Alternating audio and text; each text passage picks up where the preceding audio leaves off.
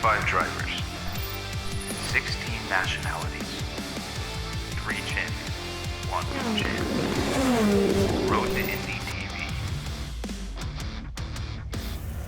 A couple of incredible Road to Indy races already in USF 2000 and Indy Pro 2000. Of course, Daniel Frost getting his second win of the year in the Indy Pro 2000 category. Florida's Darren Keene finally breaking the nut, getting his first win in USF 2000. An exciting last lap dash for sure. Some championships starting to heat up here in the Road to Indy. We've got another one getting ready to go here right now. Indy Lights drivers set to go, the very top level of this Road to Indy, and we have 9 drivers about set to rock and roll. Good shot there of the driver who will start on the pole position. But before we introduce him, let's start at the tail of the field. A little bit of trouble in qualifying. He'll start back in the 9th position, but he's a race winner already this year, so keep an eye on the number 27 of Robert McGinnis, the driver from New York for Andretti Autosport, the Palo Alto Networks machine. McGinnis starting in the 9th position and looking to move forward. Row number 4 on the outside, one of the Bilardi Auto Racing cars, rookie driver in the series this year, a couple years in USF 2000 before jumping straight up to Indy Lights. It's the Brazilian Lucas Cole, the number 5. He will start in that 8th position. Inside of row number 4, starting in 7th from Toronto, Ontario, Canada, has looked good here throughout the weekend. For Yukos Racing and the K-Line Insulators, number 67, starting 7th is Dalton Kellett. Moving out to row number 3, starting on the outside, BN Racing. This team has got quicker and quicker throughout this weekend. He's qualified even better for race number 2. He's going to start in 6th for this race here out of Chicago, Illinois. It is David Malukas in the number 79 for BN Racing, starting on the outside, P6. On the inside, his teammate from England in the number 2, Toby Sowery, will start in that 5th position. It's an all BN row number 3. Moving now up to row number 2, and again, we'll stay with the same team. Andretti Autosport occupying row number 2 on the outside from Aurora, Ohio. A winner this year at Road America, victorious last year on the oval at Gateway. The number 48 of Orion Norman will start in the 4th position. Norman tested an IndyCar recently at Mid-Ohio. Look for him to be a factor here today. Starting alongside him, the driver with just a 3-point lead in the points, the winner of the Freedom 100 from Jupiter, Florida. Again, the point leader here in Indy Lights, the number 28 for Andretti Autosport in the Index Invest machine. Oliver Askew, the rookie, starting in that 3rd position. 9 drivers in the field. We'll put 2 on the front row. Off pole, a young driver we have watched come through the ranks through USF 2000. Last year in Indy Pro, he won the championship, was victorious here in both races in that category. He's already won events here this year in Indy Lights as well. I'm talking about Rinus VK, the Dutch phenom, in the Mazda-sponsored Jumbo number 21 for Juncos Racing. Rinus VK starting in the 2nd position. But the driver coming in here this weekend to really lay it down, a track record laid down in qualifying. Not a full-time racer here in the program this year, but also running in the IMSA program with Aim Vassar-Sullivan here for Bilardi Auto Racing from Wisconsin. Great run so far in the Outlaw Energy Motive 8 Sports Group Slick Locks Bilardi Auto Racing. Into the pole sitter, Aaron Telitz. Telitz in the number 4. A track record in qualifying. Telitz looking for a big win. So Telitz and VK on row 1, Askew and Norman on row number 2. 9 drivers ready to fire things up here, ladies and gentlemen. And again, getting ready to hand the mic over as we get set to hear the command to fire up these 450 horsepower engines. One of our guests from Allied Building Products joining me down here on pit lane, and it is going to be Esno Modab to give us the command. Again, just waiting to hear from race control before we get set to go.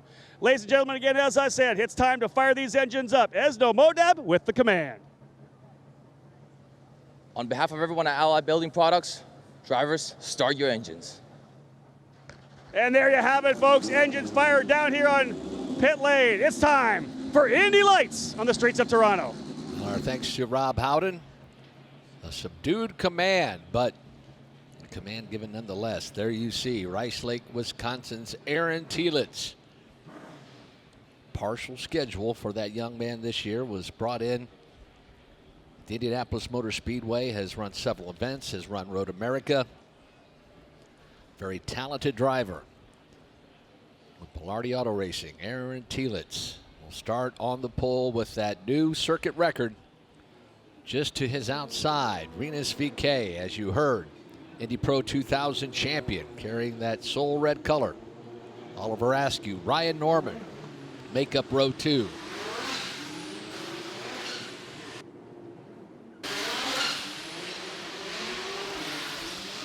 So the field away, and now for the call of this Indy Lights race number 1. Let's turn things over to Nick Yeoman and the IndyCar Radio Network. And what drivers might not be able to complete in here in turn 3, they may be able to set up before they head into turn 5 and turn 6, and that's where they'll come into the view of the voice of the NTT IndyCar Series. Great to have the anchor of the IndyCar Radio Network. We say hello to Mark Jaynes. Hi, Mark. Hi, Dave. Always fun to come out on the course for these Indy Lights events for sure. Yeah, they'll exit your vantage point off of turn number 4. There's a bit of an elevation change, and it's a right-hander.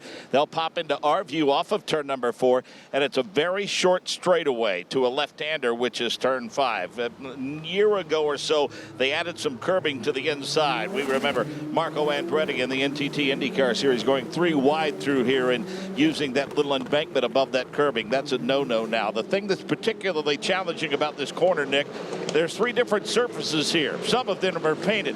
Grip is at a premium here as the field comes into our view, passes underneath us now. Another short straightaway, and then a very pronounced, very elongated turn number 6, which is a sweeping right-hander before they come into the more technical portion of this race course, setting up for turn number 7. Yep, good to hear those engines by Mark Jaynes there in turn number 5 as we are just about set to go racing. Well, we asked our points leader, Oliver Askew, to let us jump in the cockpit with him as he described a lap around this very technical 1.786 mile temporary street circuits. It's 4 left-handers, 7 right-handers here in Toronto.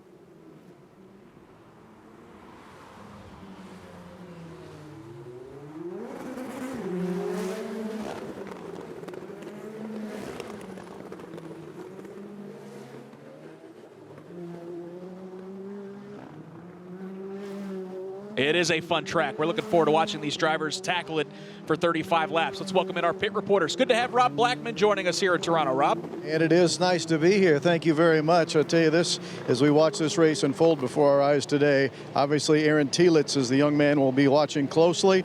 He was 3rd fastest in the practice opportunity yesterday, and then came out this earlier this morning for those that were listening, and had, quite frankly, not only a great last lap, but an outstanding last lap that made him a record holder here at this track. He's the man that is up front, and he is certainly the man everyone will be chasing. He was so good this morning. Interested to see if he'll be even better. Now to Rob Howden. All right, we're going to welcome in Rob here momentarily because it is time to go racing. The field of 9 making their way through the S's of turns 9, 10, and 11. It's Aaron Telitz, Rinus VeeKay on the front row. They will accelerate out of turn 11. They'll see the green flag, and we are racing here in Toronto. It's a really nice jump for Telitz. It was a good jump for Askew as well, as Oliver Askew and Rinus VeeKay go side by side for second through turn number 1. Askew's got the preferred inside line, and he will take that second position, but it is Aaron Telitz, your leader, out of turn number 2, Dave, first, as they head down this long back straightaway to turn 3. Yeah, just peeking past turn 2. Aaron Telitz all of a sudden with a 2, make it 3 car length advantage. Rinus VeeKay to the inside, 2 wide now as they go through turn 3. Oliver Askew still has the advantage. Aaron Telitz has the lead. Askew has the advantage. A long train behind him as Aaron Telitz starts to step away a little bit. 21 of Rinus VeeKay giving chase along with Ryan Norman in the 48 car as they already set up for that sweeping turn number number 6. Boy, Kyle Kirkwood, it was a nice jump for Aaron Telitz. Awful tight moment down there in turn 3 between Askew and Renus VK. That was very optimistic, I think, of Renus VK. Luckily, he backed out of that pass, and Oliver saw him coming and left him room. But that's one thing you don't want to do when you're, I think, 3 points behind from the lead in the championship. So it's going to be a good race. It looks like Aaron might check out a little bit at this very moment. But as we can see, there's a good battle going on for 4th, 5th, 6th place right now. So, yeah, it's going to be a good one, I think, once we get pushed to pass. And Kellett's slowing down there.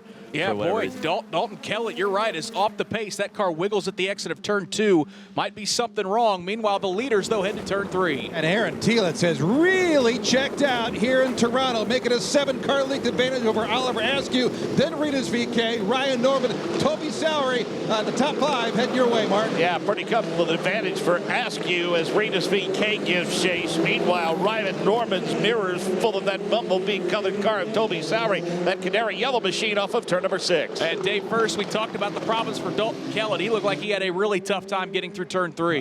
Very strange. He was already at the back of the field and then really had to slow down to avoid the tire barrier. Not the runoff area, not that portion of it, but the tire barrier. 2 drivers left. Very interesting. Looks like Dalton Kellett, the start of a long day for him. Yeah, no doubt about it. It's Aaron Telitz, your leader after lap number 2. 1.5 seconds after lap 1. It balloons to 1.9 on lap number 2. Then it's Oliver Askew in 2nd. Renus VK runs in 3rd. Ryan Norman is 4th. Toby Sowery is 5th. Those front 5 have gotten away just a little bit. Then it's Malukas in 6th. The good battle between Cole and McGinnis for 7th and 8th. Dalton Kellett about 14 seconds back in turn 8. Meanwhile, the leader sets up for turn 3. How about single file? Again, a big-time advantage for Aaron Telitz, but everyone else really staying lockstep right now. 1, 2, 3, 4, and 5. Lucas Cole into the inside of Robert McGinnis. Who's going to get that position? Right now, it's McGinnis bringing up the rear of the field. Yeah, I mean, interesting. I thought McGinnis would be just a little bit quicker. For now, he's able to hold off Lucas Cole. It's about a 2-car length advantage for him as he holds on to that spot now. They're already sweeping through turn number 6, setting up for turn 7. Yep, it was a nice pass by Robert McGinnis to get around Lucas Cole. So McGinnis moves up to the 7th position as he's trying to hang on to this championship battle. And Rob, Howden, it is a championship battle that we've been watching. It's one that Oliver Askew and Renus VK, they know each other very, very well. This rivalry has continued to climb throughout the road to Indy. Yeah, it's pretty amazing to think about the fact that both Oliver Askew and Renus VK were only in USF 2000 going head-to-head with each other just 2 years ago in 2017. On that year, it was Oliver Askew who was able to come out with the championship. They flip-flopped things last year in Indy Pro 2000 when Renus VK actually used this particular event here in Toronto to get 2 wins and kind of stretch away from Parker Thompson and the rest of the crew in that championship battle in what was Pro Mazda last year. Of course, now Indy Pro 2000.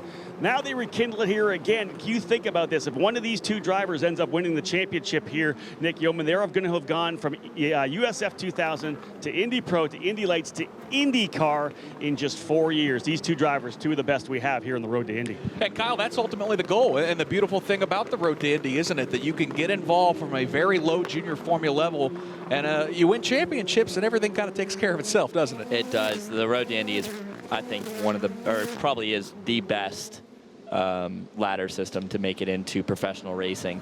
And like Rob said, 4 years and you're in IndyCar if you do very well. Luckily for myself and Oliver and Renus, we've all got scholarships to help us progress. And that's the best thing about the Road to Indy is the Mazda scholarship, which is going to be the Anderson Promotions scholarship for the coming years. And it just helps drivers with drivers like myself that don't have the budget to really make it in racing, get the funding to keep moving forward and showcase themselves at big races like this, at the Honda Indy at Toronto, in front of IndyCar teams and many, many fans and potential sponsors to progress up the ladder into IndyCar.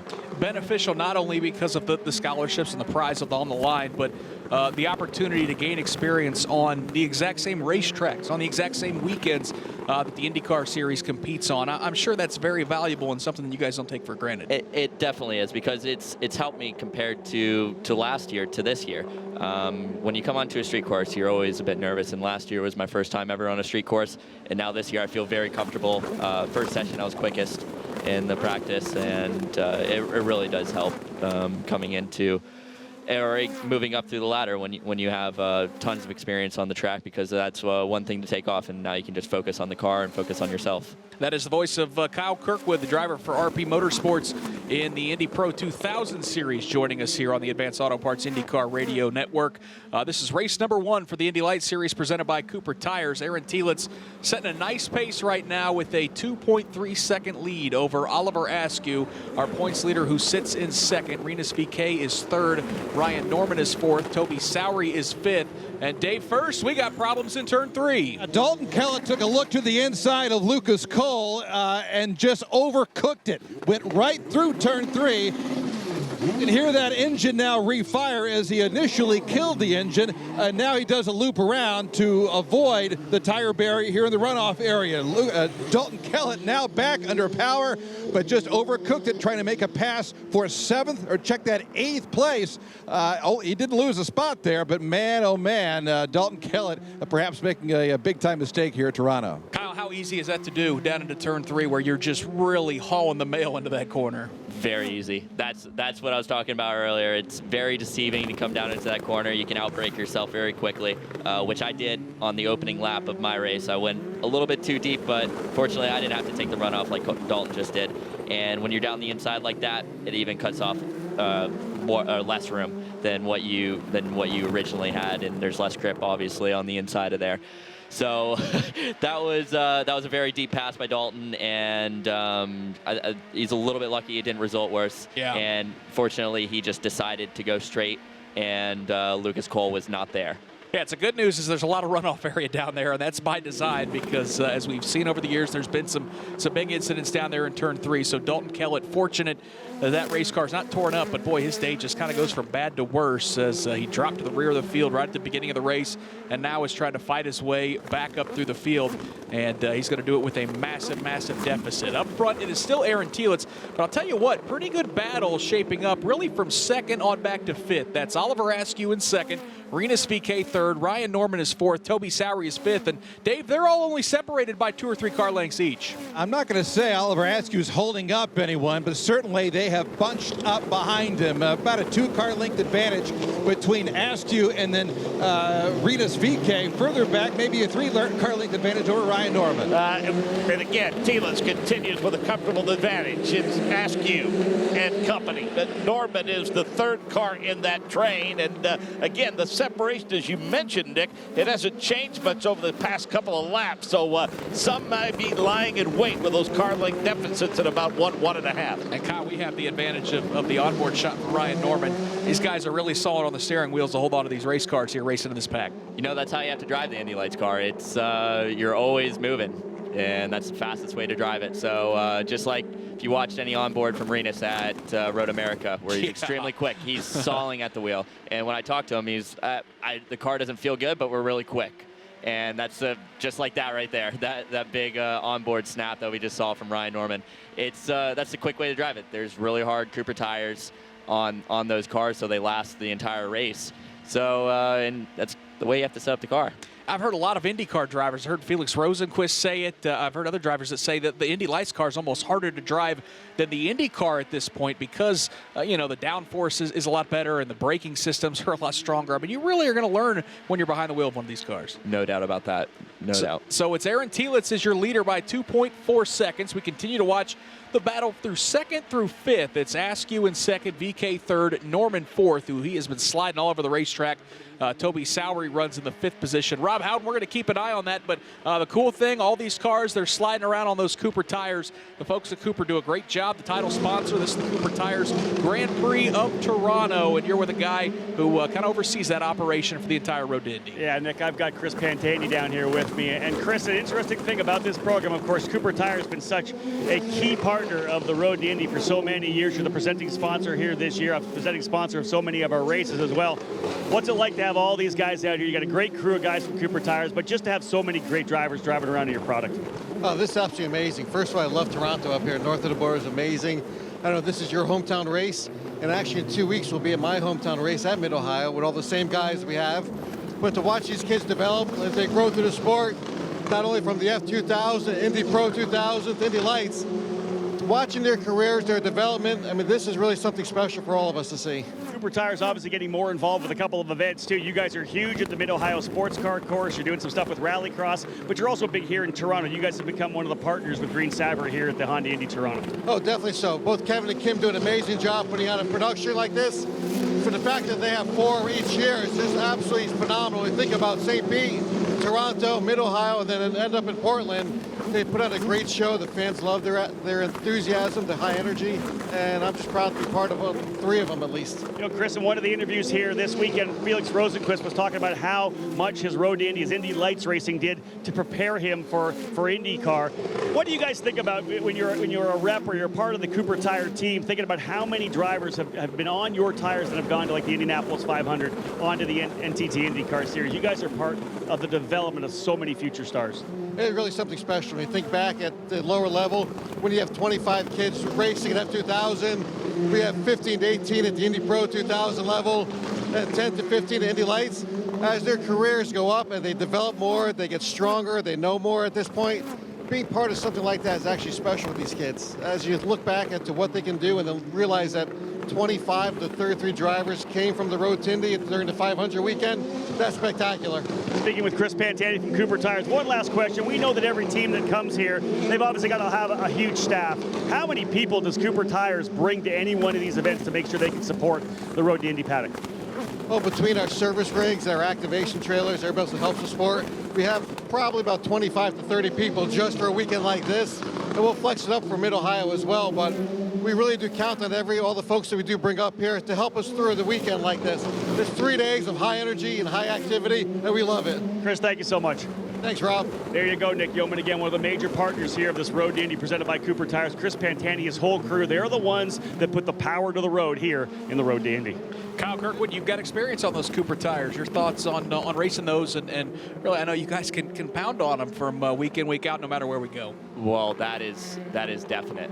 We get a lot of time on those tires, and they are very consistent, which is something that every driver really likes about a tire. When they have a peak, you get a really fast lap, and then they consistently go off from there, which is what you want in a racing tire. But I haven't driven the Indy Lights tire. I know it's a harder compound, and they do that on purpose to make sure that the cars last the entire race, like I said earlier.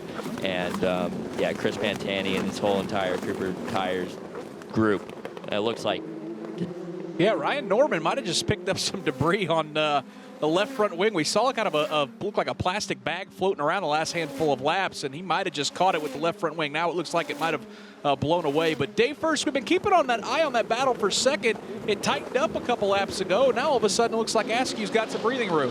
It's about a 4 or 5 car length lead now. Askew over VK. Askew with a couple of superb laps. VK really struggling all of a sudden. Yeah, Toby Sowery at the rear of that field is trying to keep pace with Ryan Norman. He's fallen back to about 4 car lengths, so that battle was about a car length and a half, and over the last 2 laps or so, it's kind of spread out just a little bit. It looked like a couple laps ago, Kyle, Rinus VK was kind of monster trucking his way through turns 5 and 6. That bumpy nature of this racetrack that we're used to. Yeah, if you get caught out over those bumps, the front just skips. And just like they say at Sebring, you got to respect the bumps here even more so. And it's very characteristic there in turn 5 and turn 8 especially. Yeah, it was pretty wild because VK had clawed into that lead for Oliver Askew and was just a couple car lengths behind. He's still got 5 uses of the push to pass, but now he's a good 1.8 seconds behind Oliver Askew. So the better battle shaping up, Dave First, may be the battle for 4th as Ryan Norman's trying to hold on over Toby Sowery in 5th. A new sponsorship this weekend for Ryan Norman, but he's got his mirrors full of that gold machine. Toby Sowery heading your way, Mark James. Askew has a firm grasp on that second position, then it's VK, then it's Norman, but there's no question of that battle that we've been watching. The best one right now is the battle for that position that Ryan Norman currently occupies, which is 4th. Toby Sowery runs it. He's within 2 car lengths now as they work toward turn number 8. Ryan Norman fresh off of an IndyCar test at Mid-Ohio just this past week. Driving Ryan Hunter-Reay's DHL Honda, so a great opportunity for Norman to get to experience the power of an IndyCar Series machine. It is Aaron Telitz here on lap number 14. He continues to lay down fast laps as he just reset the fastest lap of the race. He's out front by 2.6 seconds over Oliver Askew. Rinus VK is 3rd. third. Ryan Norman is fourth. Toby Sowery is fifth. Robert McGinnis runs in the sixth position. Lucas Cole is seventh. Dalton Kellett is eighth. Not entirely sure what happened to David Malukas. He was running, looked like just outside the top 5, but he's now in the 9th position. And Kyle, we just got a chance to look at the replay. I know it kind of startled us to see that that piece of debris catch up on Ryan Norman's car. Now it looks like it's kind of wrapped around the left front suspension. Do you think that'll affect his handling at all? It shouldn't affect his handling. I think that's the second one I've actually seen get caught in his car. But the issue might be is if that goes into his side pod and overheats the car for some reason. So they have to pay very good attention to that. I imagine it might just stay there or tear off and go around the side pod, hopefully for his sake. But that's something that you don't want to see as an engineer, as a mechanic on that car. It's got to be a tad visually distracting as well for him in the cockpit, wouldn't you think? Yeah, I imagine when it first got there, he probably thinks something's coming off the car, but then he realizes it's just a piece of plastic. And that's part of running on road courses. Sometimes a bag flies onto the track, and it is distracting. Yes, that is for sure. And if, like I said before, if you get offline here, you're gonna go pretty wide, and you're gonna lose a lot of time around a street course like this. So just one little distraction like that may cost you a lot of time. Aaron Telitz's lead is now a healthy 3 seconds as he just reset the fast lap down into the minute 4s, a minute 4.763. That's flirting around with qualifying laps right now. So that driver from Rice Lake, Wisconsin is absolutely on it. Dave first talked about new sponsorships on a couple of these cars. We've seen it on Ryan Norman and Toby Sowery. Let's talk a little bit about the folks that help you and RP Motorsports race in the Indy Pro 2000 series. Yeah, well, obviously a huge thanks to Mazda for providing the scholarship. They provided a $380,000 or $325,000 with added. It turns out to be about $380,000 towards my Indy Pro 2000 series. And then I also have First Tex, which is a manufacturing company out of Dallas, Texas, and Bell Helmets, which has helped me for years. Chris and Packy Wheeler have done a fantastic job with their support. They're always at every race making sure that if we have anything we need, it's there. And yeah, so those are the main guys that helped me out. And like you said, RP Motorsports have been providing me an amazing car all year. And we've really just nailed it since Road America. Unfortunately, we didn't have the race that we wanted this morning, but we still have proven our pace this weekend. We've been fastest in every session, minus the one that we hit the wall there in the race. So tomorrow's a new day for us with that. But yeah, big thanks to all the sponsors that I mentioned just a second ago. I know Chris Wheeler pretty well. Usually the party follows him. Wherever Chris goes, there's usually going to be a fun time. There's no doubt about it for the folks at Bell Helmets. They've been doing a great job, no doubt about it. And as you mentioned, that's the beauty of the double headers. When things don't go your way on Saturday, you've always got another race to kind of turn it around. That is for sure. That is for sure. So, and I feel like I've always done better on Sundays for the most part throughout my career. So I've got my chin up, looking for a better result tomorrow. So it's Aaron Telitz, your leader here on lap number 17. His lead just continues to grow as he is really putting a beat down on this field. Our points leader, Oliver Askew, sits in the second position. The points as they run right now, Askew would actually increase that 3-point lead up to 6 over Renus VK, who is right there within striking distance in the third position. Continues to lose car length after car length, though, to Askew, as Askew kind of sits comfortably in second. VK is third. Then you've got Ryan Norman in fourth, and Toby Sowery, the final driver, inside the top 5. Robert McGinnis a good 27 seconds back behind Aaron Telitz, but he salvaged a respectable performance so far after starting 9th. He runs in 6th. Then it's Lucas Cole, Dalton Kellett, and David Malukas. Well, Rob, how did we talk a little bit about the full Road to Indy weekend, and you've got a couple winners standing by with you on pit lane. Well, you know, Nick, as we watch Aaron Telitz roll around here, every year at the Road to Indy banquet, they give a commemorative ring for any drivers who have run USF 2000, Indy Pro, and Indy Lights. Aaron Telitz, of course, one of those drivers, but Aaron Telitz also was a driver in USF 2000 at one point. The guy with me right now is going to try to follow in the footsteps of Aaron. It's Darren Keene from Cape Motorsports. And Darren, your third season, really your only first full season probably this year here in USF 2000. You've been gunning for that race win. And I know when you don't get it when you're battling, especially when you got a good race car, it starts to get on you, it gets into your head a little bit. You were able to get your first win today. The monkey's off the back. Give me your emotions now, half hour since you've been able to get that first win. I've definitely calmed down a lot. The emotions were insane as I was getting out of the car. I couldn't even, talk properly almost. I kept mixing my words up, but yeah, I'm super happy. It was a super tough race today. and it was definitely hard fought. You know, I'm really happy that I finally got this win, especially after St. Pete. And you know, it's not like it's a monkey off my back, but in the sense like, hey, I've already done this. Like, don't stress, I can do it again. At one point during the race today, I had like a terrible lap. I probably had like a 2-second lead, and it went down to like half a second. And those are all my nerves of the race, like being out in front. And once I recomposed myself, it was clear running, and I was super confident heading into the last lap dash. I'm used to racing pretty tightly in go-karts, and I used that knowledge today holding off Christian in the last lap. You know, sometimes you'll get a race win where you qualify on pole and you'll walk away and it's an easy race. This one was one of those ones you really had to earn. And you talked about the fact you made a couple mistakes here and there. I think what you brought up there was a fact that really is part of the mental game. We don't talk a lot about that. You guys get a good car, you go out and drive it, but to try to get that first win, so much of it is about keeping that mental focus, isn't it? Yeah, for sure. It's a super mental game for me. I've been struggling a lot this year with that, especially after St. Pete. At St. Pete, the reason why I didn't win was because, like, I can't remember going into the corner. Like, I have no idea what happened, but that really messed with my mind, and it got me pretty negative heading to Indy. But I really tried to work on my mental toughness, and it's been a like challenge all year. You know, it's not like I just fixed it at Indy with a second. I've been, you know, doubting myself from time to time this season, and this win today pushes that all behind. So yeah, no need to doubt yourself anymore. Now you're going to start pole position for tomorrow, Darren Keane. You're going to be pretty excited about going and try to get it again. Back-to-back jacks would be the way to get out of Toronto. Yeah, I'm hoping I'm going to have one of those easy races where I run away with it tomorrow, but you know, that's probably not going to be the case. It's a super close field, and you know, I'm ready to fight for it tomorrow. Good luck tomorrow. Enjoy the night, though. Thank you. You get the chance to chill out a bit. Let me move over here to the guy who won on the second level of the road to Indy, Daniel Frost from Exclusive Autosport. Daniel, your first win came on the oval at Lucas Oil Raceway. I know that probably surprised you. Like, how did I win here? You're a road course guy, first and foremost. A huge win here for you today, and it really was being aggressive at the start. You were able to make a move by Calkirk when you get that pass. Tell me how you feel getting this win here in Toronto. Yeah, I feel super ecstatic over this win. You know, it's a huge boost for me, especially coming home from North America. We had a terrible weekend, but now we gain a little bit more momentum, and we're catching up. And I think this is a big confidence for myself. And tomorrow I think we'll be a little bit more tough because we're starting P4. But I think we can still make our way through, make our own luck, right? And we'll see how tomorrow goes. You had a couple of restarts that you had to defend on because those restarts are always tough. You pulled out to a pretty good advantage, and the yellow comes out, and I know you got to reset your mind. What were you thinking on those restarts? Was it try to punch off early coming through 10 and 11?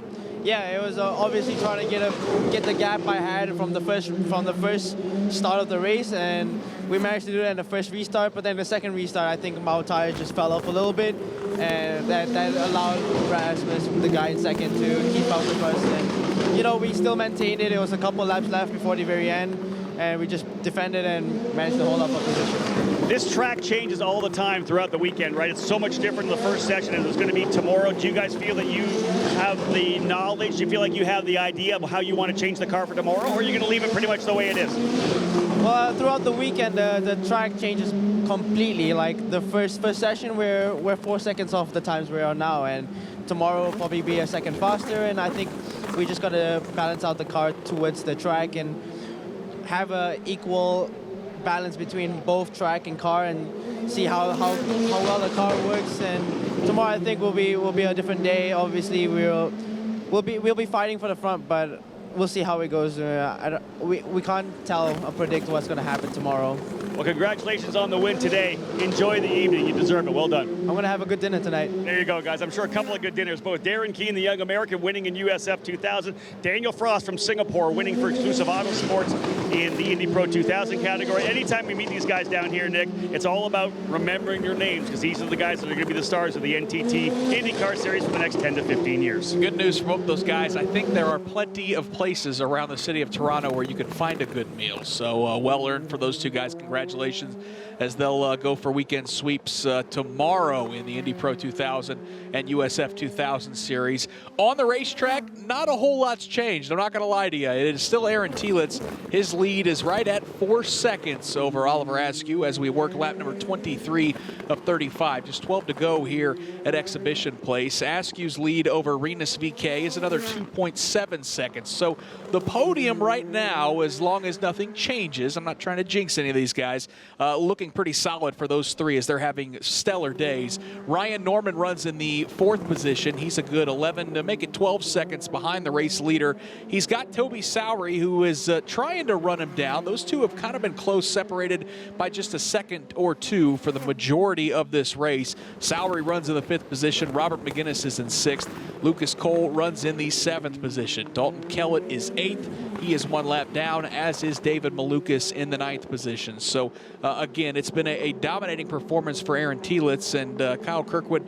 These are the type of days as a race car driver I know you kind of dream about, because a lot of times they're not as easy as it's been so far for Aaron Telitz. And fortunately for myself, I saw a lot of this last year.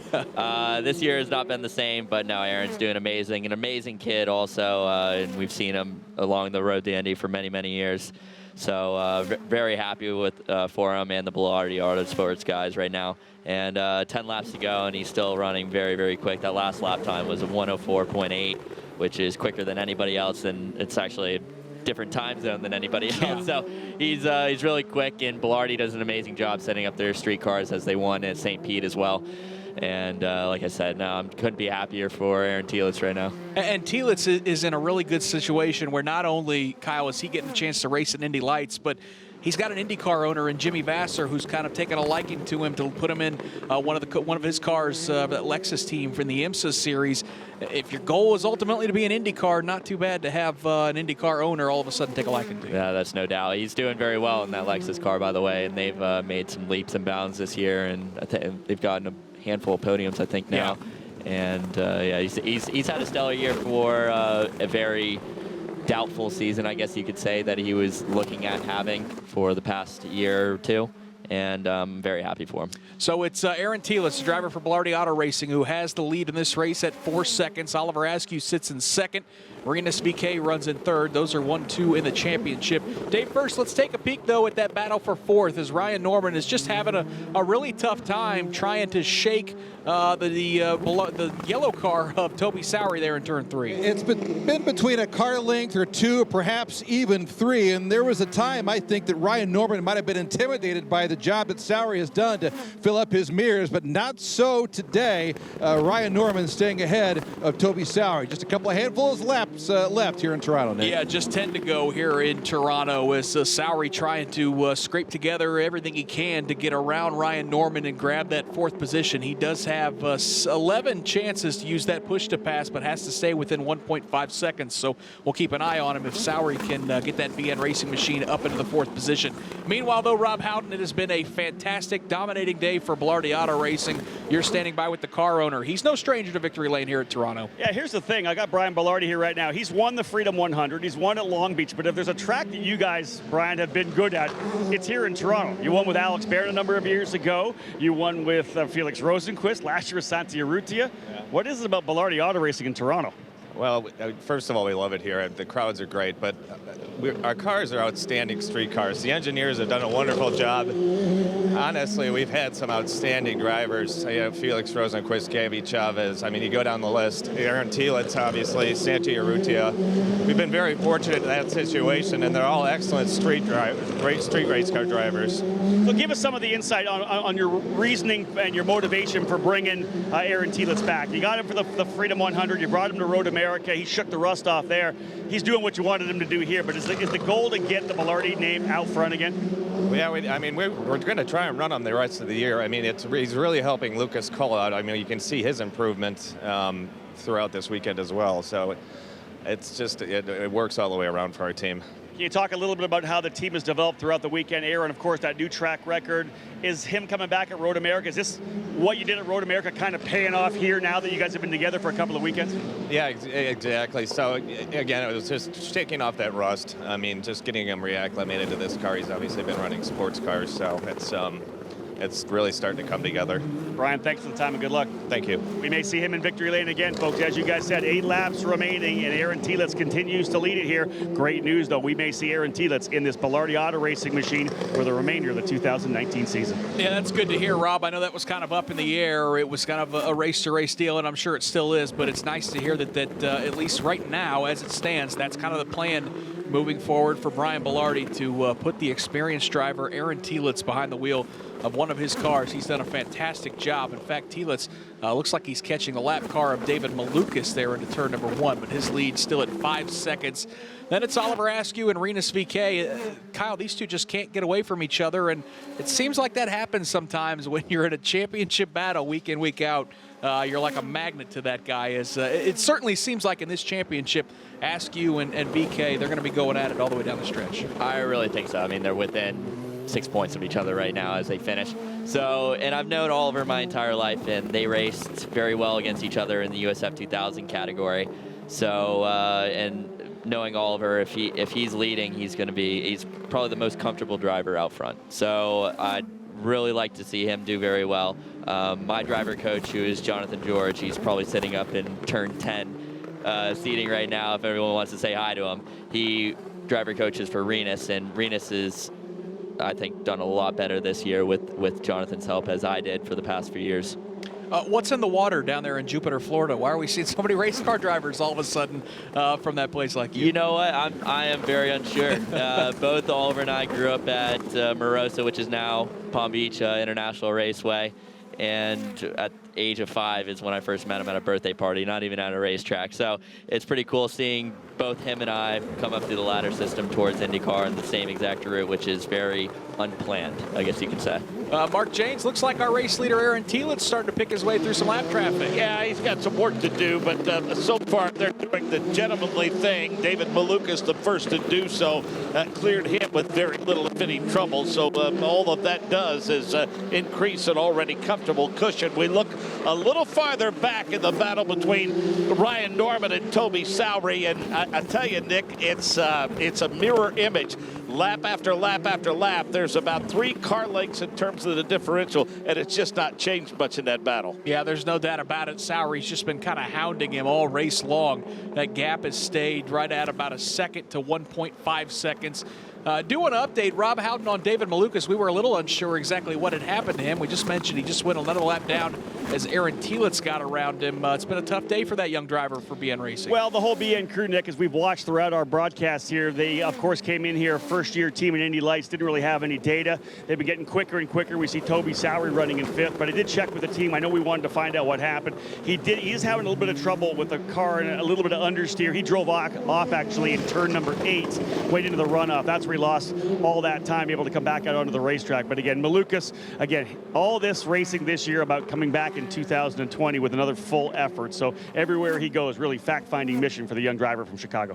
Understeer on a street circuit, that can't be a lot of fun, Kyle, around a place like Toronto. No, like I said, the front loves to skip over the bumps, but it's good to have some understeer, especially in these cars, or just for your confidence in general. So, but having a lot of understeer does not help. It is not a good thing. It's practically like taking that front wing off and saying goodbye to it and having understeer here. Because, like I said, if you get offline just a little bit, you're pretty much gone. Yeah, it can make for a long day. There's no doubt about it. Aaron Telitz out of turn number 2, setting up down the back straightaway. Dave, that lead for Telitz has gone from 5 seconds down to 4.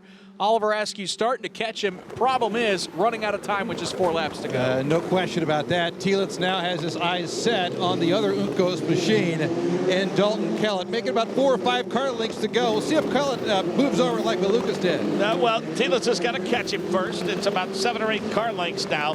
He's working his way way, well off of turn number 6 and into 7, just about the time that your leader reaches the apex of turn number 7. Don't know that he'll catch him, really not sure that he needs to with the gap that he enjoys between he and the second place running car, Nick. Yeah, I would imagine, Kyle, with 4 laps to go, it's probably not as much that Askew is running Telitz down as much as Aaron is taking it easy to nurse that car home. I believe so, yeah. His team's probably telling him, hey, you got a 4-second lead, or at the time, 5-second lead. You can probably back down a little bit, be conservative.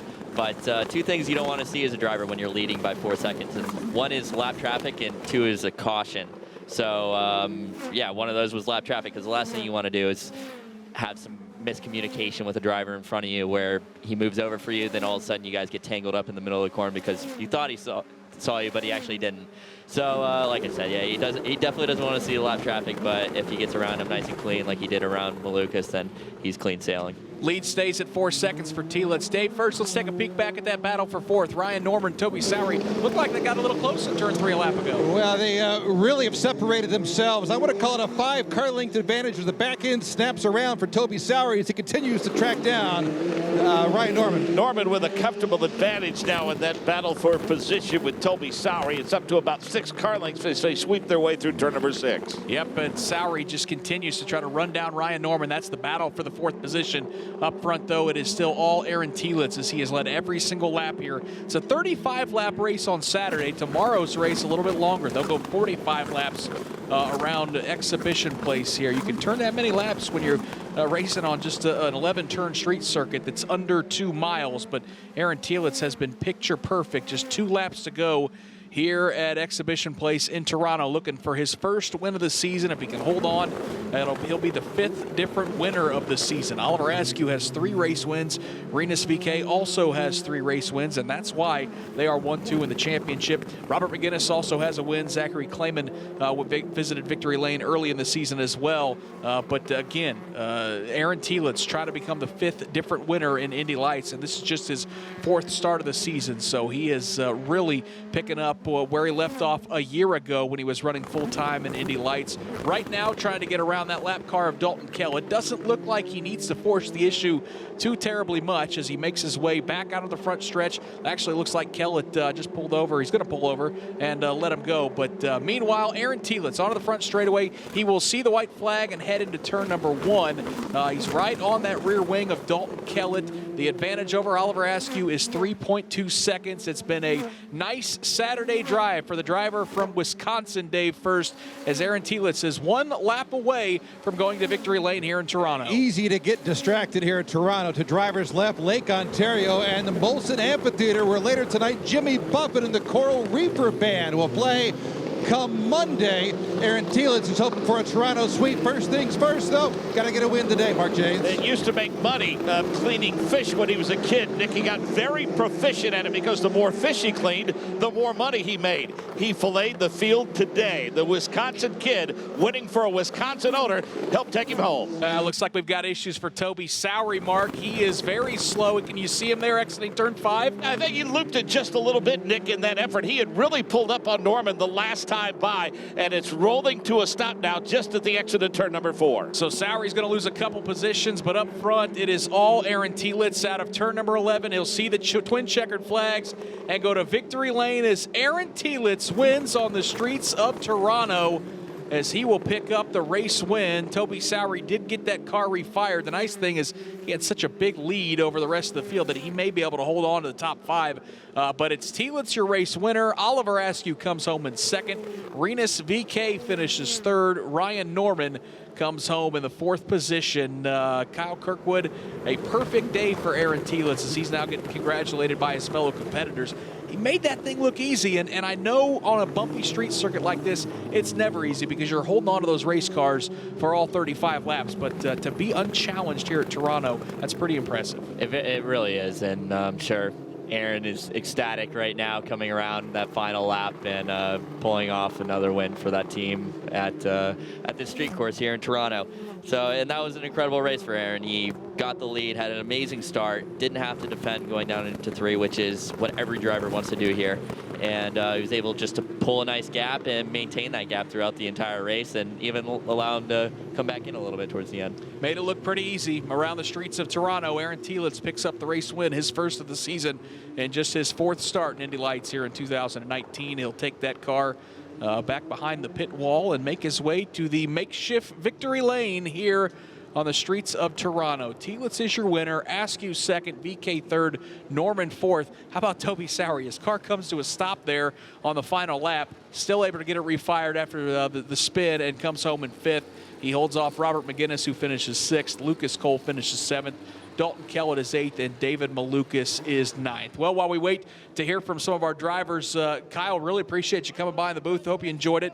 I know the race wasn't nearly as competitive as we'd like to see, but the good news for you got a chance to kind of redeem yourself starting from the pole tomorrow, correct? Yep, I got both the poles for both races, and I really need to redeem myself tomorrow because we made a big gap between, we've closed the gap between myself and Rasmus Lind, who's leading the points. We were down to 28 points yesterday, and now I think we're back up to, 30, 38, 39 points. So we opened up that gap again, which is unfortunate, but like you said, we got another chance tomorrow to try and regain those points that we lost today. You go and win races like you did at Road America, those things they kind of take care of themselves, don't they? You don't have to do the math nearly as much. No, you don't. That's the nice thing about it when you do something like Aaron just did there, where you lead the most laps, you get that extra point. You get the pole, you get the extra point. And I think you got the fastest lap too, so you got another point. So that's a 33-point day for him, and that's really good. Well, hey, hope you enjoyed it. The door is always open. Anytime you want to join us, we love having you, and good luck tomorrow. Yeah, right? Thank you so much, Nick. Let's hear from some of our competitors. We'll start with the points leader, Oliver Askew, who's standing by with Rob Blackman. Indeed, he is a second-place finish here for Oliver Askew. Talk to me about the run, Oliver. I know this much. Aaron got out in front and kind of made it look easy for him, but what was it like chasing him all day today? Yeah, it was tough.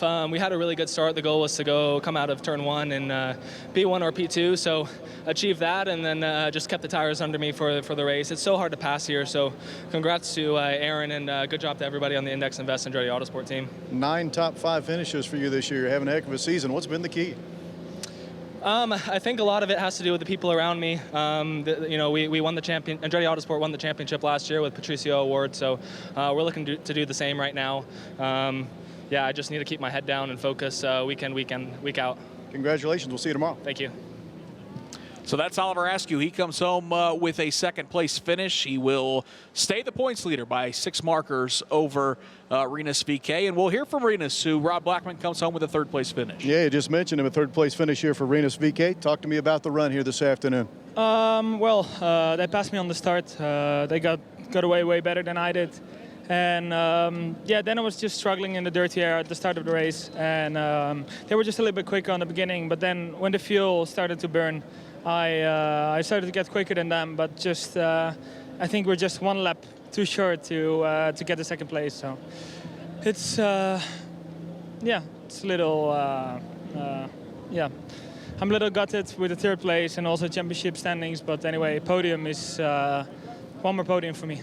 A podium finish for Rinus VK. Congratulations. Let's go to Rob Howden. He's with the winner. Thank you so much, Rob. A couple of team owners actually coming over. Jimmy Vassar rolls over, your team owner for IMSA. Of course, Brian Bellardi coming in as well.